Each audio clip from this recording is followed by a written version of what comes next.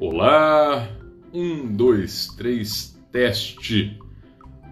Para vocês que estão assistindo, nós vamos começar em alguns minutos a live agora das 5 horas, né? Essa live que tem como pergunta geradora: como pertencer?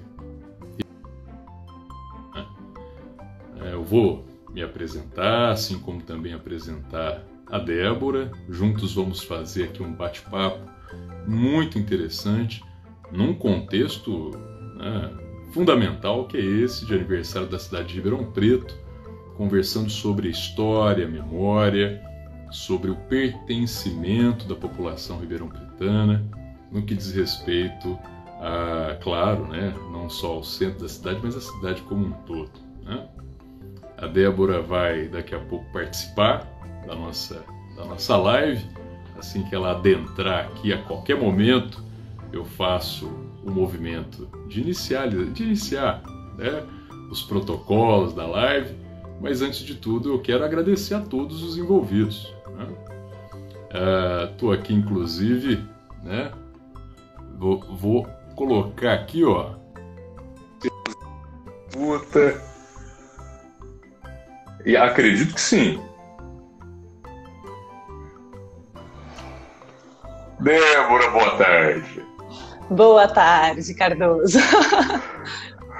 Agora nós nos vemos, né? Nós que Agora já temos esse conhecimento de áudios, né? Nós vamos não ter esse contato visual, né? É um prazer, enfim, realizar esse diálogo contigo, viu, Débora?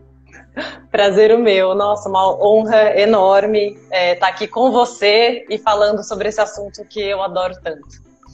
Poxa vida, né? A honra é mais do que recíproca. Eu vou tomar liberdade, né, de lembrar a todos que essa é uma live realizada pela Fundação, que obviamente nós estamos aqui vinculados, né? Vai ter aqui um momento importante de protocolos iniciais, mas deixem registrados suas dúvidas, questões. Nós temos aqui um espaço de diálogo muito aberto. Então, respeitoso aqui aos protocolos, né, eu vou iniciar inclusive com um texto que me foi solicitado a tal. Débora, por favor, me pare quando quiser, né? Tá bom. Vamos lá, então vamos lá. O Ministério do Turismo, Governo do Estado de São Paulo, por meio da Secretaria de Cultura e Economia Criativa e a Fundação do Livro e Leitura de Ribeirão Preto apresentam a Quarentena Cultural. Este projeto tem como objetivo principal promover ações e atividades culturais nas plataformas digitais da Fundação. São ações totalmente gratuitas e acessíveis à população de qualquer localidade. Outra proposta é incentivar a todos a ficarem em casa durante a quarentena prevista pelos órgãos competentes. Agradecemos a todos os parceiros e patrocinadores que apoiam o projeto diretamente e também através das leis de incentivo PROAC, Programa de Ação Cultural, e a LIC, Lei de Incentivo à Cultura. Eu sou Rafael Cardoso, além de historiador, pedagogo e filósofo. Eu também tenho uma vida de pesquisas, né, com um mestrado na Unesp em Franca e o doutorado em andamento na USP aqui em Ribeirão Preto, São Paulo. E, de alguma maneira, essas pesquisas acabaram tocando, né, de alguma forma, na história da cidade de Ribeirão Preto. Motivo esse que fez com que a Fundação me procurasse. A Débora vai se apresentar, eu vou deixar esse espaço a ela, né? Nós dois juntos dialogássemos sobre esse tema extremamente pertinente, que é o do pertencimento à cidade e, claro, em especial com foco no centro da cidade de Ribeirão, né? Eu vou pedir para a Débora se apresentar para não cometer nenhuma gafe no processo, e depois que a Débora quiser, voltamos aqui, aí o papo é de nós dois, não tem aqui mediação. Ela é dupla, melhor dizendo, ela é dupla. Débora, por favor. Ah, que legal, que gostoso. Bom, meu nome é Débora Cavalcante, eu sou fotógrafa e faço um projeto chamado Centro Legal, onde eu falo muito sobre o assunto do pertencimento, né, em como a gente usa a cidade, em como a gente enxerga a convivência. né? Enquanto a gente enxerga a pluralidade, né? Que principalmente a gente encontra no centro da cidade.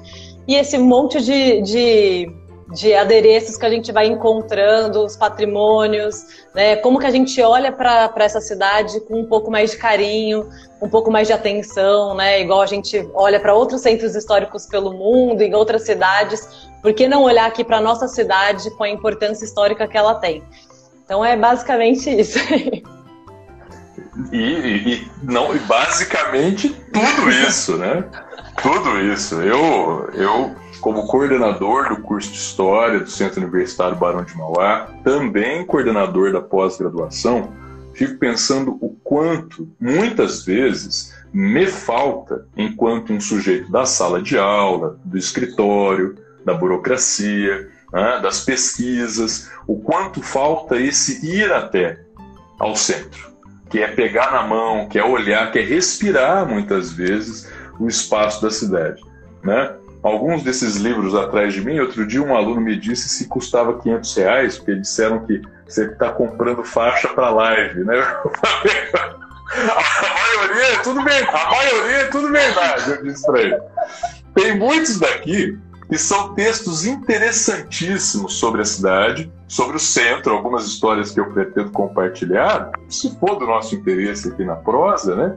E que ficam muitas vezes aqui, na biblioteca. Não ganham vida, não ganham respiro, não ganham circulação. E aí muitas vezes a gente se pega pensando para quê que nós estudamos, deixamos registrados em pesquisas, enfim, né? E aí, Débora, antes de mais nada, o meu parabéns. É preciso estreitar a relação entre todos os que se envolvem com identidade, memória, patrimônio. De Ribeirão Preto, claro, porque estamos aqui, né? Ainda mais num dia festivo como esse. Mas de todas as cidades, né? Principalmente as de médio e menor porte, que são aquelas que carecem mais das iniciativas de pessoas e pequenos grupos do que, de fato, das esferas públicas, muitas vezes, né? Débora, eu estou aqui com o meu grupo aqui ligado, ó, que é qualquer dúvida, né, pergunta, eles vão ser aqui para a gente responder. Você gostaria de falar, de começar a propor um pouco mais, né, desbravar um pouco como começou essa história do Centro Legal, como que você vê essas mudanças ao longo do tempo, os ganhos, né? E, claro, por que não também falar da pandemia, o projeto durante a pandemia. Você tem um tema gigantesco, né? Ou, se você quiser, eu também falo aqui do curso, o que você preferir. Eu acho que, principalmente, assim, de tudo que você começou já falando, eu fico assim, eu adoro aprender, então eu fico um tempão, assim, só prestando atenção, mas eu gosto muito da ideia de falar sobre histórias, né? Eu acho que a gente, cidadão comum, falta muito saber sobre história, não só sobre pessoas importantes, que também nos falta esse conhecimento, né? Então, assim, o conhecimento de cada patrimônio, como que surgiu, quem morou, né? Até coisas relevantes, boas e ruins, né? Desses personagens importantes, para que a gente aprenda também e não repita, né? As coisas ruins, mas também sobre o cidadão comum, né, sobre essas histórias de pesquisa. Eu acho que trazer isso de novo para a comunidade, né, as pessoas prestem mais atenção na história, é fundamental. Então eu gostaria muito de ouvir uma história sua. Eu acho que essa live, principalmente, ao meu ver, assim, é para trazer para cada um que assistir uma sementinha, sabe? De como que a gente pode desenvolver esse sentimento de pertencimento, esse olhar cuidadoso para o espaço público, sabe? Um espaço que é nosso. Débora, eu fiquei lembrando de uma para a gente começar já com pimentas, né? Certa vez, o curso de História, convidado, inclusive, à Feira do Livro, a tomar o centro como um espaço, né, de identidade, memória, né? Não como você faz. Você tem um projeto muito mais interessante do que esse, tenho certeza. Mas eu fui com os meninos, os alunos do curso, pegar na mão dos visitantes da feira, né, do público que ali estava, Praça 15 e arredores, né? E ali nós dávamos pílulas de história em conversa, na maioria das vezes até informal, né, para dizer para eles, ó, esse lugar em que nós estamos é um lugar de muitas camadas históricas.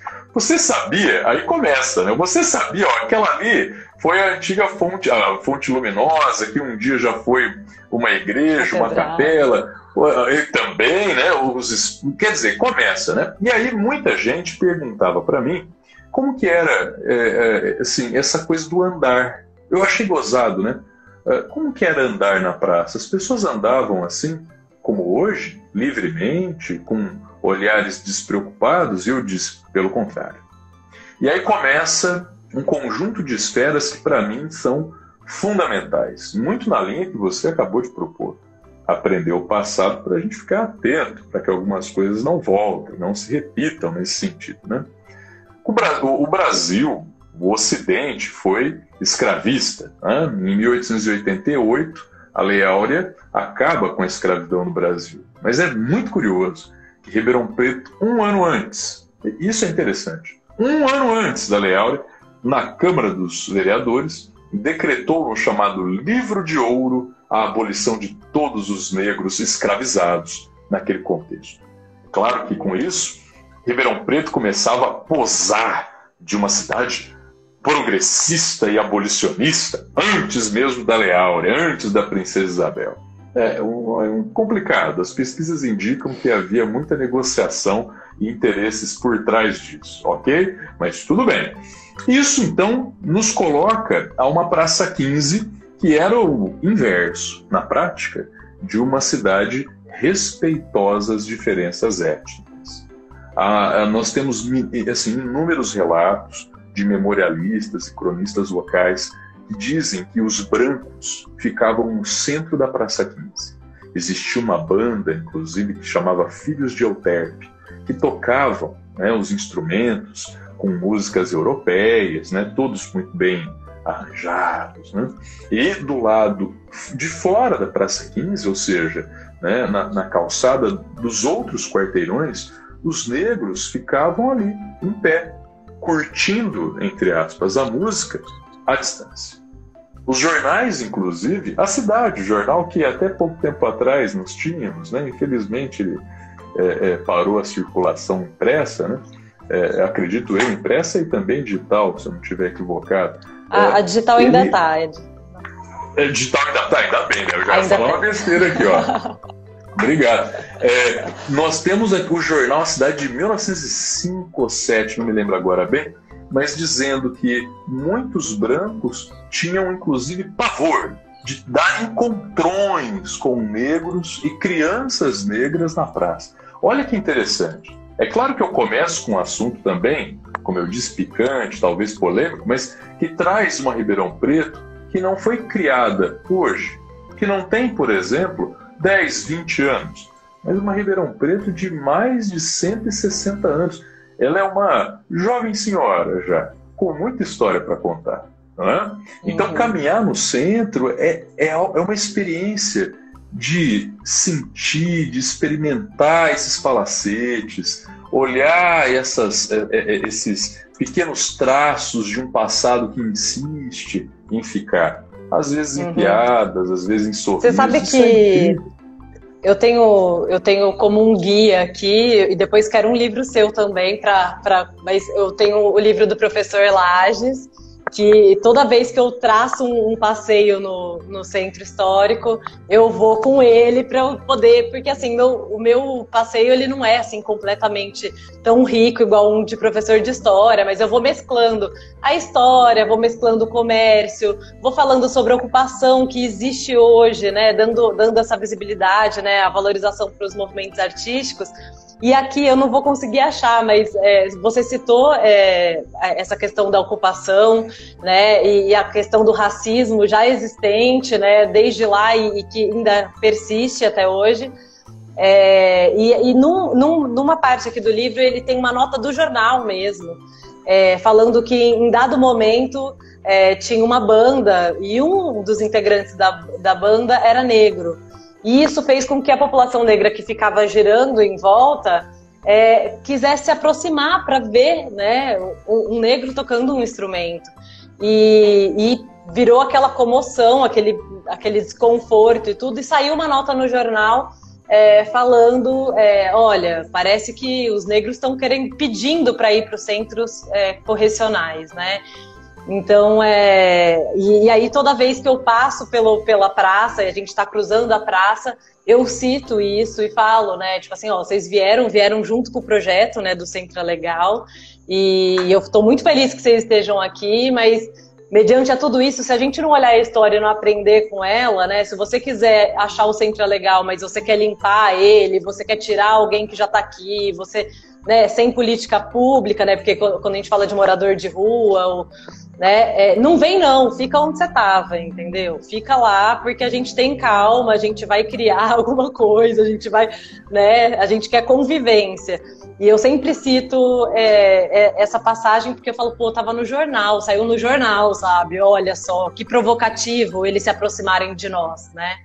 Então é uma coisa muito louca. Olha, o Machado, o Alessandro Machado, tá falando que eu acredito que esse músico negro era o meu amo. Ah, meu Deus do céu, olha só, veja só, tá vendo? Essa live ainda traz descobertas, né? Exatamente. Eu vou lhe dizer, Débora, que este livro do Lages, além de ter acompanhado aí muito durante a produção, né? O Lages me convidou a fazer o prefácio. Então, ele poderia ser melhor, né? Mas ele insistiu. Aí eu até estraguei o livro com as 2 primeiras páginas, né? Você vai perceber. Eu li. É porque eu sou péssima de nome. Eu tenho um Alzheimer precoce, então eu não ligo. O que eu quero dizer é que assim, esse mundo de historiadores de Ribeirão Preto, ele é tão restrito, tão pequeno, né? Que nós todos nos conhecemos, né? Assim, nós esbarramos uns nos outros, né?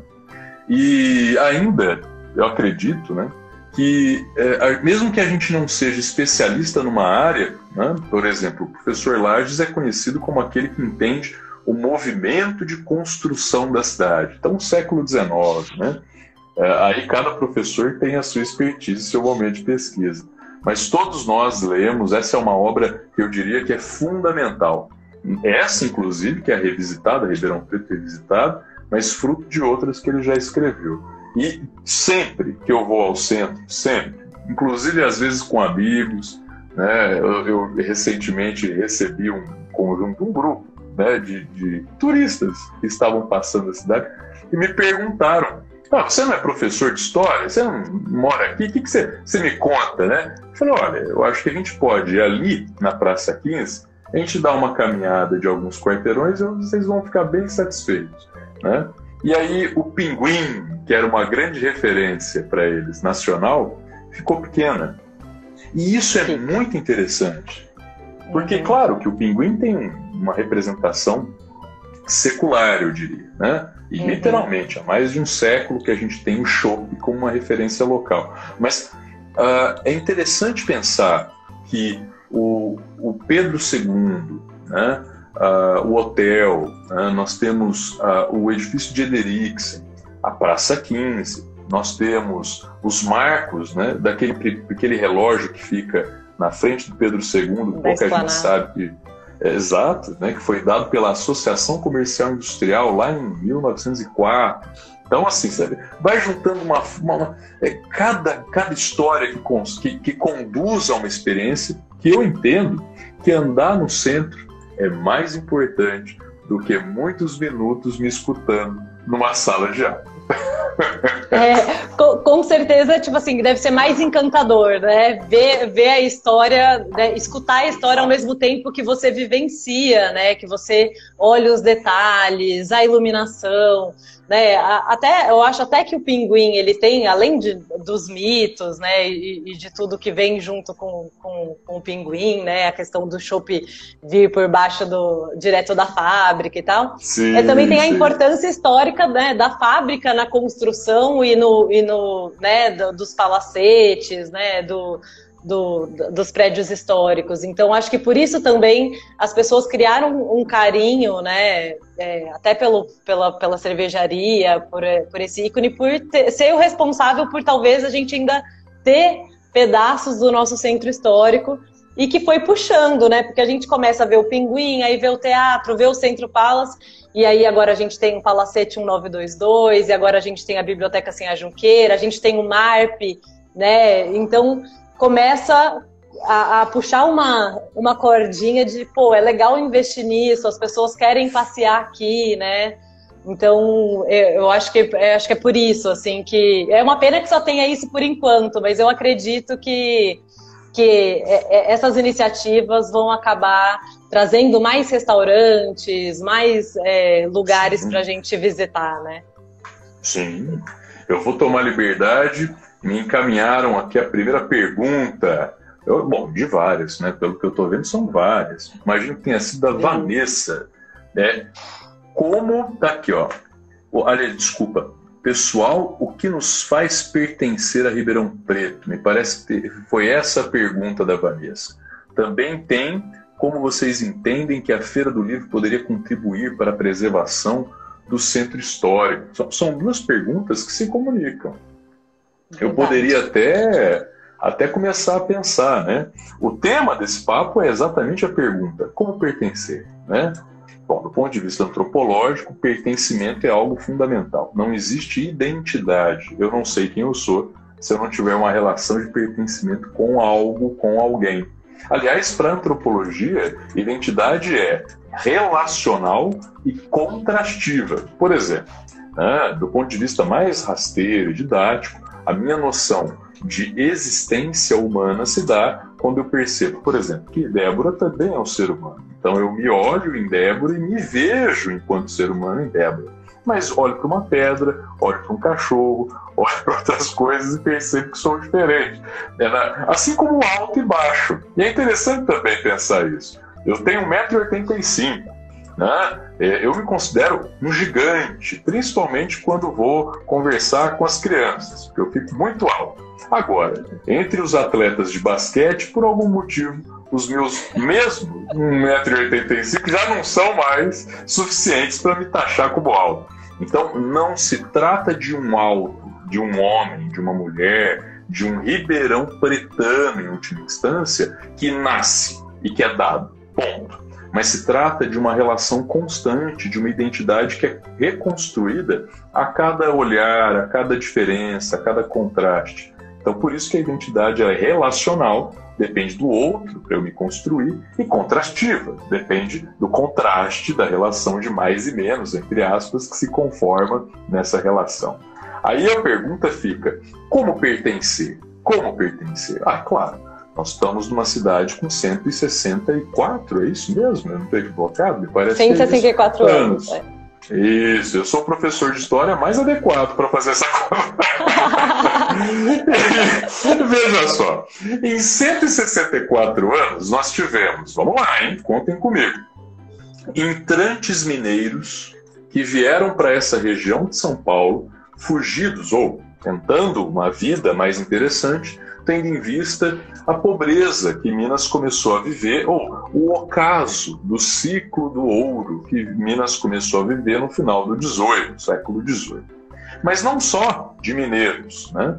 Também vieram para cá os negros, que vieram escravizados em função dessa migração. Então são homens brancos mineiros e são escravizados negros que vieram junto em seus trens, em suas caravanas, né? Ainda sem contar que com as fazendas de café, a partir de 1860, principalmente 70, os imigrantes. Aliás, muitos de nós, ainda em Ribeirão Preto, temos, né, esse sobrenome italiano, espanhol em alguns momentos, até japoneses, ingleses, sírio-libaneses, enfim, uma série de imigrantes que vieram para cá, não apenas europeus, né? Ribeirão Preto, em 1907, acredito eu, tem um dado absurdo. É assustador. Mais ou menos 60 mil pessoas viviam em Ribeirão Preto. 29 mil, quase a metade, eram italianos. O resto, brasileiros e outras nacionalidades. Então, Ribeirão Preto tem uma grande marca do processo de imigração italiana. Isso é inevitável. Nós temos hoje a Casa da Memória Italiana como resultado disso. Mas veja só que interessante, né? Como pertencer a uma cidade de tantas cores e tantas marcas? Né? Para nós, historiadores, pertencer significa criar sentido de pertença. E qual sentido as pessoas dão para Ribeirão Preto? Uma cidade muitas vezes excludente, muitas vezes depositando sua fé num futuro, mas não na transformação do presente. Aliás, uma cidade que não valoriza o seu passado. Estamos aqui na contracorrente do progresso. Débora e eu, claro, mesmo que com distintas ocupações e funções, nós estamos falando, gente, para de correr e olha para o lado. O centro é legal. Exatamente. Eu dentro do que eu penso, né, no pertencer, é que eu imagino assim, que qualquer cidadão que pensa na comunidade, né, que olha um pouco para fora da sua vida, o seu trajeto de trabalho, fora da sua bolha, né, e que se interessa minimamente por política, por comunidade, né, eu acho que sempre tem dentro do nosso coração uma coisa de tipo, eu não consigo fazer nada, sabe? Eu não consigo fazer nada para mudar. Está acima de mim, né? Então, todos os problemas que a gente vê, até do mais bobo, o lixo no chão, né? Ou as desigualdades que não são bobas, mas que nos acompanham a vida inteira e chega uma hora que parece que a gente não posso fazer nada mesmo, então a gente passa pela vida, né? Então, eu acho que, para mim, o sentido de pertencer é exatamente esse, é quando você para e olha e fala assim, o que eu posso fazer, né? Dentro da minha casa, na minha rua, no meu bairro, né, dentro do meu condomínio, né? Então, quando você pensa que você pertence e que você é responsável junto, né, você começa a sentir esperança sobre um monte de coisa que possivelmente te aflige, né? Então, assim, acho que para mim, principalmente quando criei o projeto, foi isso. Falei assim, eu não consigo abraçar o mundo, eu não consigo ir lá mandar no país, eu não consigo no estado, ou, né? Mas o que eu posso fazer aqui no meu bairro, onde eu moro, né? Então, assim, dentro da minha casa eu posso reciclar. Então, dentro da minha comunidade eu posso, né, ser mais gentil com os idosos que moram no meu prédio, levantar, né, abrir as portas para eles entrarem, carregar a sacola, enfim, essas coisinhas bobas que a mãe fala pra gente desde sempre e que a gente, em algum momento, a gente perde, né, eu tô muito ocupado, eu tô sempre muito ocupado, eu tô sempre precisando de dinheiro, precisando cuidar da minha vida. Então, quando a gente começa a olhar para o que a gente pode fazer, a gente começa a ver o tanto que isso poderia fazer bem para a cidade, né? Então, a gente pertence à cidade, a gente atua na cidade da forma que a gente pode. E isso minimiza custos até da prefeitura, e a gente começa a ver os problemas de perto e consegue cobrar melhor, a gente entende melhor como funciona o mecanismo, né, da prefeitura, da coisa pública, então a gente começa a participar. Então, para mim, assim, o pertencimento ele é vital até para minha não angústia, sabe? Sim, concordo. Eu estudo psicanálise já faz um bom tempo. Talvez um dia até, né, me transforme em um. Mas, para mim, isso está muito claro, concordo plenamente com você, Débora. Nos falta, aliás, a Amanda escreveu isso agora aqui, nos falta e muito o senso de comunidade. É claro que isso não é de Ribeirão Preto, isso também precisa ser dito. Nós vivemos num sistema cada vez mais individualista, né? Eu sou protagonista da minha própria história. Então, eu preciso ter um Facebook, um Instagram, eu preciso ter um RG, um CPF, eu preciso ter uma personalidade. Mas eu não tenho um relacionamento honesto com o meu comunitário, com as comunas que eu participo. É muito interessante isso, né? O tanto que a gente está marcado pelo isolamento. E eu não estou falando do isolamento social. Até porque eu tenho grandes aqui colegas e exemplos do meu lado, né? Que me surpreenderam, assim, nossa, com poesias incríveis, né? tem um colega de trabalho, professor Felipe, inclusive, faço questão de dizer o nome porque é um ato muito nobre, que a primeira coisa que ele fez ao descobrir que o Covid, o isolamento social, os mais velhos seriam atacados, a primeira coisa que ele fez foi encaminhar para as pessoas que ele achou mais interessante, colocar à disposição para ir ao supermercado, né? Criar uma rede de solidariedade, ou seja, eu vou criar uma relação de ajuda, porque o bem dele é o meu. Isso é a democracia. E quando eu digo isso, não estou falando de mim, não. Estamos aqui, Débora, falando a mesma língua? Que bom, inclusive. Eu não sabia que você tinha essa postura, mas estamos falando a mesma língua. E Rousseau já disse no século XVIII. Rousseau diz: a democracia deve existir, e é dela que nós nos baseamos na Constituição, quando o Estado for um reflexo da tal vontade geral. Vontade geral, para o Rousseau, não é eleição à vontade da maioria, não é isso. É quando a sociedade expressa o que ela vê no bem comum, o que deveria ser o bem comum, e não o que é o meu próprio bem. Olha que interessante. Talvez, Exatamente. De fato, a democracia rousseauiana não exista na prática.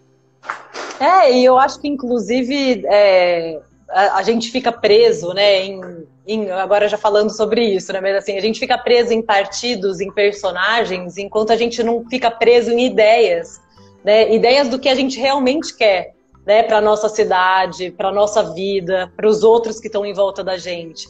Né? Então a gente fica falando de uma coisa que parece tão abstrata, né? E quando na realidade, se você pegasse tema por tema, você prefere isso ou prefere aquilo? Você prefere isso ou prefere aquilo? Né? Você fica à vontade com a desigualdade? Né? Então assim, são questões tão simples, né? E que às vezes ficam tão burocratizadas, e aí a gente fica nessa angústia. E o pertencer faz com que a gente coloque o pé no chão e a gente se sinta útil, a gente sinta que a gente pode fazer alguma coisa, né? E pertencer é sofrer junto. Porque quando a gente não pertence a nada, nenhuma comunidade, sofremos sozinhos. E sofrer sozinho é angustiante. Aliás, sofrer sozinho é terrível. Né? Tem pessoas que conseguem sofrer sozinho, tem condições para sofrer sozinho. São pessoas que tiveram, por algum motivo, histórias de vida, ou até mesmo condições emocionais diferentes. Ponto. Não estou nem qualificando como melhor nem pior.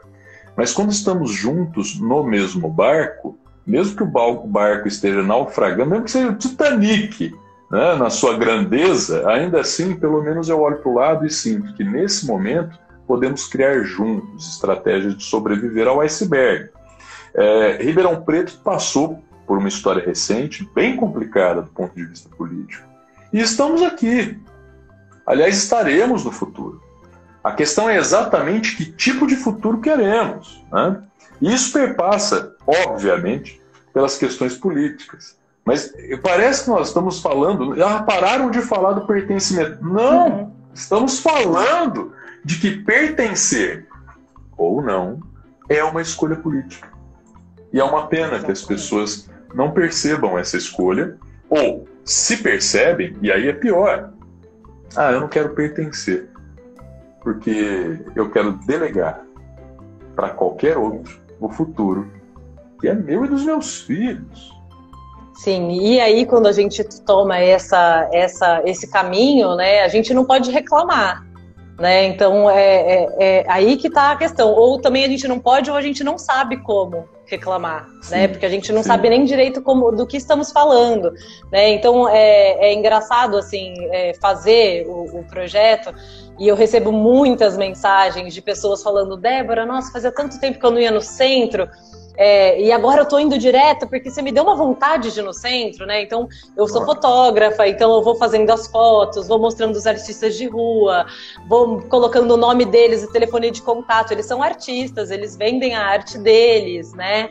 E falando sobre essa contribuição, por que a gente acha lindo, né, contribuir com o artista que está no degrau lá de Nova York, no metrô de Nova York, e a gente não acha bonito aqui, né? Por que eles incomodam aqui, né? Então, assim, que tipo de incentivo a gente dá para que as pessoas, né, ocupem o centro da cidade, tornando ele mais seguro, mais gostoso, mais atrativo, né? Então, aí eu vou falando das árvores, da sombra enorme que a gente tem, porque a gente pensa, mas é muito calor e tal. Meu, é lindo, lógico que tem um monte de pedaços de calor, mas você para debaixo de uma árvore e você tá refrescado, você escuta macaquinho, você escuta os passarinhos. Então eu vou falando de cada... É romântico, tá? É bem romântico, mas a gente vai falando e vai trazendo as pessoas a falar... E as pessoas me perguntam, mas é legal? É legal. Pode ser mais legal? Pode ser infinitamente mais legal.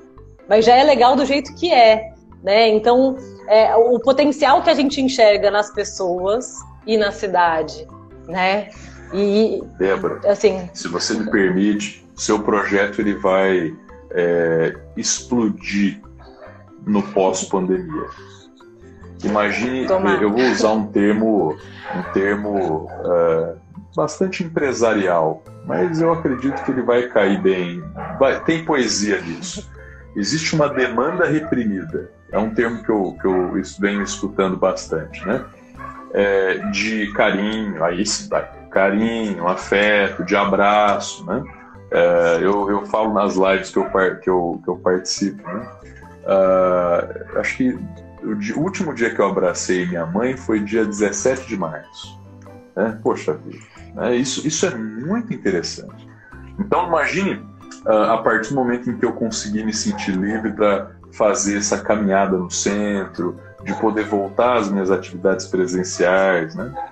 Com tranquilidade, né? Independente da máscara, enfim, mas com tranquilidade. Imagine esse momento. Eu adoraria, e eu sou o primeiro na lista do retorno, né, das questões presenciais do Centro Legal, viu? Eu estou aí, ó, conte comigo, né?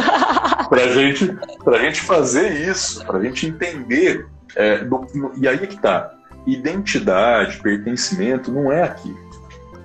É aqui, mas é aqui. Sim. Olha só como... E desculpa se ficar um pouco fora, né? Quando me perguntam, existe nacionalismo no Brasil? Eu sempre digo que tem. O que é muito difícil explicar esses mecanismos, né? O verde e amarelo, a bandeira, né?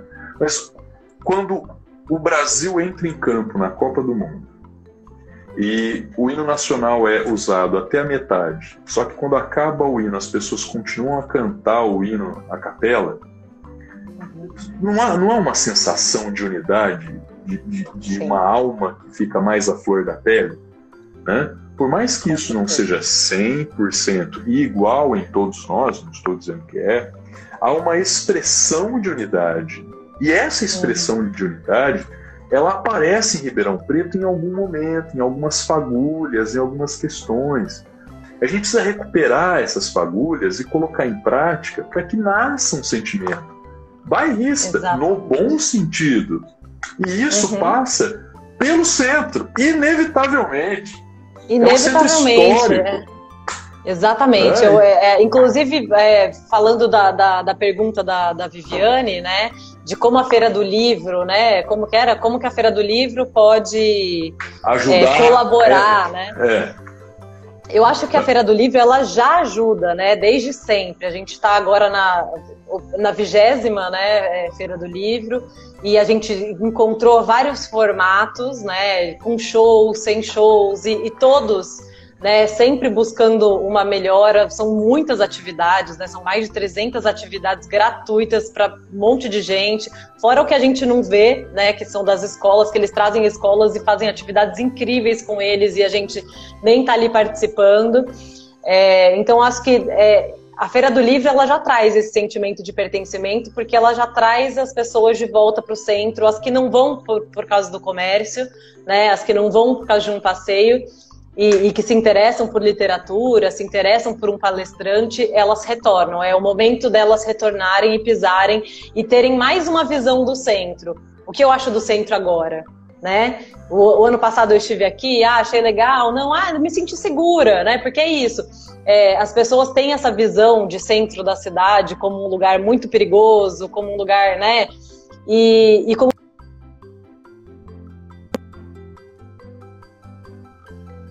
noturno ainda por cima. Então, assim, e eu passo assim, marco lá na Praça da Bandeira para a pessoa ter que atravessar o breu, entendeu? Aí a pessoa fala, meu Deus, mas é aqui mesmo? Não, é aqui, vamos começar por aqui. E de repente a pessoa começa a caminhar em grupo, que dá segurança, né? E começa a encontrar família andando com criança, família andando com cachorrinho, e começa a perceber que existe vida ali, né? Que ninguém tá, tipo, sabe, tenso, apreensivo, a qualquer momento alguma coisa pode acontecer, e aí de repente a gente passa do lado dos moradores de rua que mexem, fazem brincadeira, começam a dançar, e de repente a pessoa fala, meu Deus, né? Tipo, é tranquilo passear por aqui, né? Então, eu acho que todos esses movimentos, eles vão trazendo as pessoas e fazem parte de plantar essa sementinha do pertencimento. E a Feira do Livro, eu acho que é, com certeza, o maior evento, a coisa mais expressiva que a gente tem na cidade, para trazer um novo formato de cidade, né? Porque eu acho que, como você disse, a gente não precisa pertencer a Ribeirão Preto, a gente pode pertencer a outra cidade que a gente goste, né? Ou uma cidade que a gente pense, nossa, na verdade eu gostaria de morar em São Paulo, ou, né? Eu gostaria de morar em São Paulo porque lá tem mais cultura, lá tem mais não sei o quê, lá tem mais, né? Ou eu posso pensar, eu gosto muito de São Paulo, mas eu pertenço a Ribeirão Preto, e como eu faço para trazer essas coisas que eu gosto, né? Viverem aqui, né? Estarem aqui, aparecerem aqui, né? Então, é esse exercício que a gente tem que fazer. Eu quero pertencer a Ribeirão, e a que Ribeirão eu quero pertencer, né? E como que eu estou construindo ela, né? Débora, você consegue me escutar? O áudio deu uma falhada aqui, mas tá tudo bem, né? Deu, mas tá dando para ouvir. Tranquilo, tranquilo. Eu fico pensando os eventos que Ribeirão Preto tem no cenário nacional. Se você colocar Ribeirão Preto em números, e eu digo do ponto de vista econômico, né? A AgriShow é o maior fenômeno. Essa AgriShow movimenta a rede hoteleira, a rede de entretenimento, os bares, né? E em segundo lugar, muito empatado, por incrível que pareça, no aspecto da rede hoteleira, seria o João Rock, por exemplo. Né? Sim. Então, nós temos eventos em Ribeirão Preto de ordem, assim, nacional, né? Que são eventos incríveis, né? E é muito interessante como mesmo Ribeirão Preto gozando desse status de uma capital metropolitana, ainda assim existe esse mal-estar do Ribeirão Pretano entre o que significa ser da capital e o que significa ser do interior. Eu mesmo nasci em São Paulo e decidi vir para cá. Aliás, não me sinto paulistano há muito tempo. O meu porteira é muito revelador. Eu também. Eu lembro quando pequeno, né, retornando para passar o Natal em São Paulo com a família, né, que ficou lá, né, primos, sobrinhos diziam, né, caipira, né, quer dizer, tirando uma onda do sotaque. Isso, claro, nunca foi motivo de diminuição para mim, porque eu não entendia dessa maneira. E me surpreendi, confesso, que aqui em Ribeirão existia uma reinvenção da opressão. Ou seja, o Ribeirão Pretano olha para quem é de Serrana, Jardinópolis, Sertãozinho, né? Com o mesmo olhar de aqui é Paris, né? Aqui tem shopping. Isso é fantástico do ponto de vista antropológico, claro, não do ponto de vista, né? Mas onde eu quero chegar? Eu quero mostrar que essas identidades, que elas estão em choque, elas estão aí, uma batendo na outra. O que falta para o Ribeirão Pretano não é, de forma alguma, construir uma relação de pertencimento na ausência de, mas é definir dessas relações que existem e estão em choque, aquela que é positiva. O Darcy Ribeiro diz assim, lá no Porto: meu sonho é inventar um Brasil. À vontade, tudo bem. Eu diria que, como Ribeirão Pretano, eu sinto que sou Ribeirão Pretano, hein? Digo, né? Ainda falta um papelzinho dizendo cidadão Ribeirão Pretano, mas isso não importa. O que importa é o que bate no coração, né? Olha só, eu quero inventar Ribeirão Preto. Olha que fala bonita. Talvez porque Ribeirão Preto ainda não tem essa história que não seja tão excludente, um sentimento de juntar as pessoas, de dizer que o centro é de todos, e a Fundação Feira do Livro, a Feira do Livro, diz exatamente isso. Né? Exatamente. Eu acho que é a coexistência, né? Do que eu quero, do que você quer, e saber que tudo isso é possível, e tem espaço, e tem pessoas, e tem talentos para existir várias Ribeirão Preto, né? Em N coisas culturais que a gente pode resgatar, né? Enfim. Sim. E eu não gosto muito do discurso que inclusive em nenhum momento perpassou a nossa conversa, que eu achei muito interessante. Às vezes eu caio nessa armadilha. Mas quem manda na cidade é o capital e, portanto, não temos identidade graças a isso. Veja só, até por questões de resistência, nós teríamos identidade se fosse esse o caminho da nossa conversa. Olha só como as políticas públicas, sim, elas podem contribuir, mas tanto Débora quanto eu estamos falando da consciência do cidadão, que participa da política pública como exigência, mas também como ação cidadã, que é no fórum íntimo, que é inclusive na maneira como se, por exemplo, abre a torneira ou não da própria casa. Olha só que interessante, né? Pertencer, como já diria um filósofo alemão chamado Jörg Husserl, né? Eu sempre torço a língua para falar o nome dele. Diz assim, ó: consciência histórica é fundamental para todos. E não é só na faculdade que se tem isso. Na escola, na conversa com os nossos pais, trocar uma ideia com um amigo, falar quem eu sou, procurar entender quem eu fui, a história, a memória de uma cidade, é fundamental. Ignorar a história é ignorar quem nós somos. Aprender a história é aprender de fato quem eu sou. E quem eu sou. E quem eu não quero ser mais, né? E quem eu também não quero ser mais, né? Exato, Débora. E toda identidade é excludente no sentido de que, ao afirmar quem eu sou, eu estou afirmando também quem eu não quero ser. Para isso, eu estou dizendo que futuro eu quero, porque também eu estou afirmando que futuro eu não quero mais. Isso é fundamental.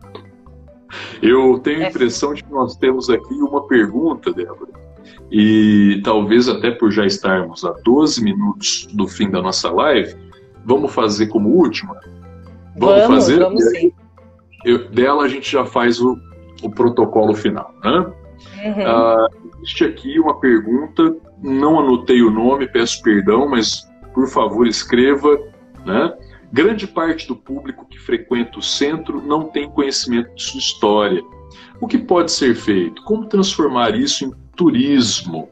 Uma pergunta muito interessante. Em parte a gente já discutiu, né, Débora? Mas você gostaria de eu tenho algumas ideias e tenho até uns projetos assim sendo feitos que eu acho que são importantes.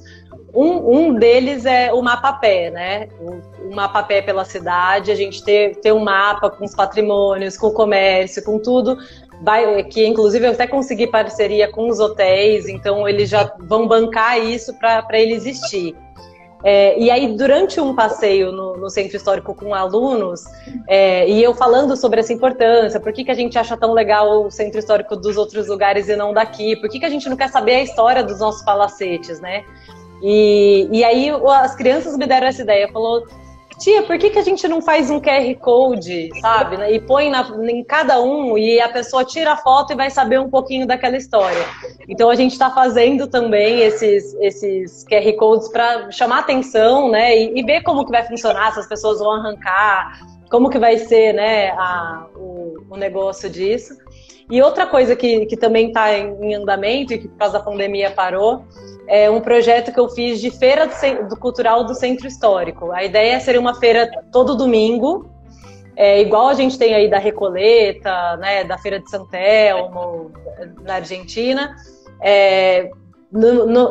em volta da Fonte Luminosa, algumas barracas para artesanato, economia criativa, uma barraca para banda, oficina.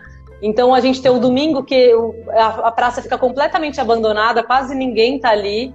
Então trazer as pessoas para essa feira de turismo, né? E aí, se você tem um mapa-pé, se você tem os QR Codes, você possibilita que mais passeios no centro histórico sejam feitos. E na minha cabeça eu já penso em milhares de coisas. Eu penso o horário do ônibus, que o ônibus sai dali para levar as pessoas para o passeio da cerveja na região, sabe? E trazer mais investimento de restaurantes, cafés e coisas gostosas da gente comer e viver ali no centro da cidade, né? Genial. Aliás, eu vou até fazer uma brincadeira, mas tome como tal, por favor, Débora. Eu estou elegendo a Débora secretária do turismo da próxima gestão. Tome como brincadeira, por favor, Débora. Eu faço o foro que você disse, né? Não sou aqui nem turismólogo, tampouco tenho conhecimentos em como reorganizar e organizar estabelecimentos comerciais de serviço para fins de turismo. Tenho um grande amigo mesmo, chamado Marcos Dias, que inclusive não deve estar assistindo porque tinha um compromisso, me avisou, mas depois vou dizer que citei o nome dele, né? Que é um cara que me abriu os olhos para essa questão do turismo local. Ele deu vários exemplos numa última conversa, não sei se foi em Petrópolis, em Florianópolis, e que eu sei também que são respaldados por exemplos internacionais, como inclusive Paris, né? Cidades, portanto, fora do Brasil, grandes cidades como fora do Brasil, né? Que fizeram basicamente a mesma coisa, que é o chamado ganha-ganha.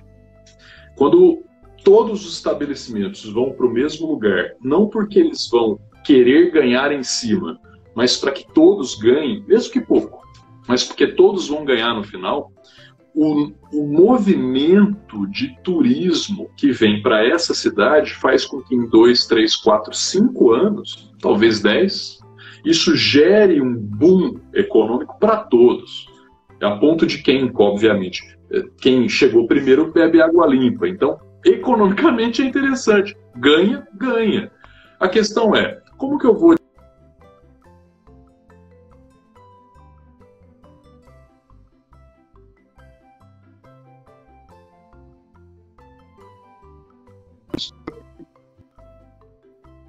Deu uma travadinha, mas, Débora, Deu. Tá me ouvindo bem?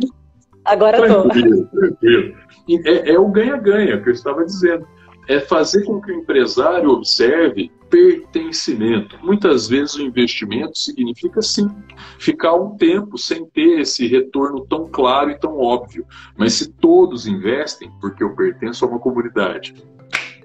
É o caso do núcleo cervejeiro que nós estamos vivendo, é o caso do apelo artístico que temos, né? Que, na minha opinião, já foi maior, mas que a gente pode recuperar, a gente pode dar vazão, né? A nossa história... Do café da região também, né? Que tem... Exato. Exatamente. Débora, eu acho... Já estamos acabando? Eu vou lhe pedir, porque estão escrevendo aqui, ó, para que eu e você já coloquemos as nossas falas finais, né? E faça o seu comentário com toda tranquilidade, por favor. Mas depois da sua fala, eu já vou fazer o movimento final, ok? Inclusive, farei o agradecimento, né, a você. Perfeito. Bom, eu acho que é isso. Eu acho que a gente pertencer, tudo isso que a gente falou hoje na live, eu acho que traz o interesse das pessoas para a cidade e pode também criar pessoas que tenham essa vontade e paciência de participar do processo político, público, porque a gente precisa também, né, de pessoas comprometidas com isso, mas se a gente não fizer o nosso papel de estar ali ativo, de estar apoiando, né, serão mais pessoas bem intencionadas que entram para dentro de um lugar onde ninguém está prestando realmente atenção, ninguém está realmente fiscalizando junto. Então, acho que é um processo coletivo nosso, né, de pertencer e fortalecer nossos processos políticos e tudo mais. Eu acho que tudo isso, turismo, cultura, todas as coisas vão ser potencialmente desenvolvidas e muito melhores numa cidade onde o cidadão ama e pertence à sua cidade. Débora, terminarei dizendo concordo. De minha parte, apenas ouso dizer que o curso de História do Centro Universitário Barão de Mauá, assim como a pós-graduação, né, minhas experiências lá no Liceu Albert Sabin, com os meus alunos também, todas essas experiências andam nessa direção e fortalecem exatamente a importância do pertencimento. É com ela, ou melhor dizendo, é com ele, é o pertencer, né, que nós vamos desenvolver sentimento de comunidade, vamos lembrar, inclusive, né, o quanto é necessário fazer parte coletivo e crescer juntos. Ganha, ganha. Né? E que exercícios como que você propõe, o Centro é Legal, aconteçam mais. Né? Já se sinta convidada, assim que possível, a compartilhar o seu projeto com os meus alunos do Centro Universitário Barão de Mauá. O convite já está feito e eu não aceitarei não como resposta. Já estou aceita. Já aceitei. Eu queria só agradecer a todo mundo que escreveu e que a gente às vezes não leu o comentário. Teve bastante gente passando. Um beijo para minha mãe, que está nos Estados Unidos há muitos meses e faz tempo que eu não vejo, está aí também. E teve gente perguntando, o centro é legal, EH. Débora, como é que é então? O centro é legal. Mas como na internet não dá para acentuar, o é EH, entendeu? No meio. O centro EH legal. Eu acho no Instagram, @o centro EH legal. Exatamente. E para quem quiser seguir as minhas loucuras e perspectivas, @professor.cardoso, você conversa comigo também.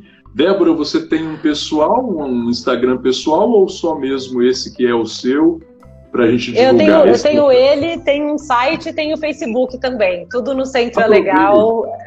Tem bastante conteúdo por lá. Então, ótimo. Eu vou aproveitar também e já fazer os agradecimentos a todos que puderam e, claro, né, em especial a Débora, que topou, assim como eu, o convite da Fundação. Sem mais, vou tomar a liberdade de ler o texto aqui, que é o texto de finalização. Débora, você me permite? Poxa, por favor, obrigada por tudo. Agradecemos a todos que nos acompanharam aqui nesta conversa e gostaria de lembrar que o projeto Quarentena Cultural da Fundação do Livro e Leitura de Ribeirão Preto continua acontecendo em diversas plataformas e redes sociais da Fundação. E fechando a programação especial do Quarentena Cultural, em comemoração aos 164 anos de história de Ribeirão Preto, às 19 horas acontece um bate-papo pela plataforma Zoom sobre história de Ribeirão, com Adriana Silva, Lilian Rodrigues e Gilberto Abreu. Já no sábado, dia 20, acontece o encontro mensal do Clube do Livro, da Fundação, trazendo a discussão do clássico A Metamorfose, de Franz Kafka, com mediação de Gabriela Pedrão. No perfil da Fundação, vocês encontram todos os links de acesso para cada atividade. Portanto, aproveitem.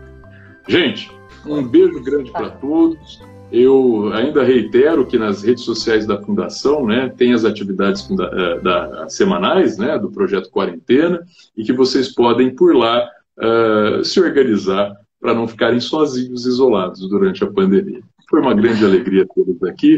Débora, um beijo, prazer te conhecer, e continuamos esse papo, claro, quando quiser, lá no direct, no Instagram, nas redes sociais. Gente, um beijo e até lá. Opa, obrigada, valeu, foi um prazerzaço e vamos lá assistir as histórias no Zoom, que vai estar imperdível, é tempo de jantar e ir pro Zoom. Tchau, tchau, gente. Até mais, tchau, tchau.